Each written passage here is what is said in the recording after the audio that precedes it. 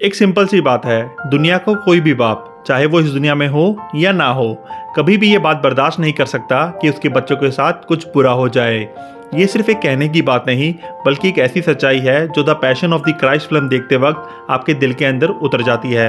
Mel Gibson की ये masterpiece सिर्फ एक कहानी नहीं, एक ऐसी इमोशनल जर्नी है जहाँ एक माँ का दर्द, एक बाप का प्यार और एक फर्जंद की कुर्बानी इंसानियत के लिए असली मतलब को समझाती है। हेलो एवरीवन, मेरा नाम है एजे, आप देख रहे हैं एजे रिकमेंडेड। मूवीज जो मैं रिकमेंड करूं वो आपको कभी डिसअपॉइंट नहीं करेंगी। मूवी की शुरुआत होती है एक अंधेरे सन्नाटे से भरे जंगल से, जहां हम देखते हैं जीसस को जो गहरी सोच में डूबे हुए हैं। उनके चेहरे पर है एक अलग सी शांति, लेकिन आंखों में छुपा है दर्द, क्योंकि उन्हें अंदेशा हो चुका है आने वाले कल का। वो कल जो सिर्फ उनकी जिंदगी ही नहीं, इंसानियत के लिए एक मिसाल बनने वाला है। फिर हम देखते हैं जीसस अपने प्रभु से गुहार लगाते हैं, दया करना इन लोगों पर, क्योंकि ये नहीं जानते ये क्या कर रहे हैं। उनका हर लफ्ज़, हर दुआ एक अजीब सी कंपल्शन और दर्द को जाहिर करता है। और बस वहीं से शुरू होती है the passion of the Christ की वो इमोशनल जर्नी जो देखने वालों को हिलाकर रख देती है। इस मूवी का अपने आप में ही एक इतिहास है। The passion of the Christ सिर्फ एक फिल्म नहीं, एक जज्बात है, एक ऐसी कहानी जो दुनिया के कई हिस्सों में ना सिर्फ पसंद की गई बल्कि उस पर बहुत बड़ा विवाद भी हुआ। ये मूवी ऑफिशियली बैन तो नहीं हुई, लेकिन कुछ देशों में इसके कंटेंट को लेकर काफ़ी रिस्ट्रिक्शंस और बैकलैश देखने को मिला, खासकर मिडिल ईस्टर्न कंट्रीज में जैसे बहरीन, कुवैत और सऊदी अरेबिया, जहां ये माना गया कि ये फिल्म का डिपिक्शन इस्लामी टीचिंग के खिलाफ है, क्योंकि इस्लामिक ट्रेडिशंस के मुताबिक जीसस को प्रॉफिट माना जाता है, लेकिन उनकी फिजिकल डिपिक्शन या उनके क्रूसिफिकेशन को इस तरीके से दिखाना वहाँ के लोगों के लिए अनएक्सेप्टेबल था।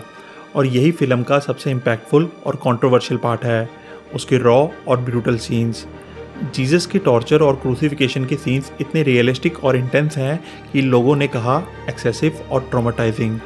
इसकी वजह से फिल्म को यूएस में आर रेटिंग दी गई और बाद में एक कम ब्रूटल सीन्स वाला वर्जन भी निकाला गया। ये मूवी की कहानी सिर्फ एंटरटेन नहीं करती, बल्कि आपकी सोच को जड़ से हिला देती है।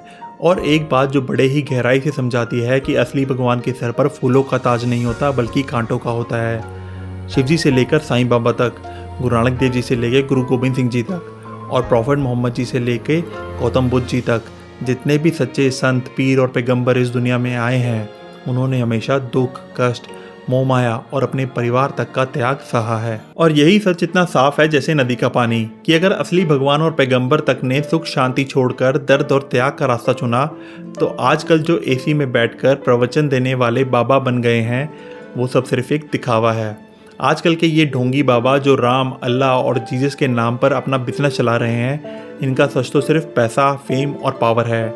इनका धर्म सिर्फ एक शो है जिसमें असली भक्ति का कोई नामो निशान नहीं है। The passion of the Christ सिर्फ एक फिल्म नहीं, एक आईना है जो सच दिखाता है भगवान के असली रूप को, उनके दर्द को और इंसानियत के नाम पर हो रहे ढोंग को नंगा करता है। ये सब तो हो गई मूवी की पॉजिटिव बातें, लेकिन अगर नेगेटिव्स की बात करूँ तो ईमानदारी से कहना पड़ेगा, कोई कमी नज़र नहीं आती। The passion of the Christ एक मास्टरपीस है, और अगर मास्टरपीस से भी कोई बड़ा लफ्ज़ होता तो मैं वो भी बोल देता। मतलब सीरियसली क्या मूवी बनाई है। ऐसा लगता है जैसे जीसस स्क्रीन से निकलकर सामने आकर दर्शन देके जाते हैं। हर सीन, हर एक्सप्रेशन, हर एक पल इतना पावरफुल है कि रूह तक हिल जाती है।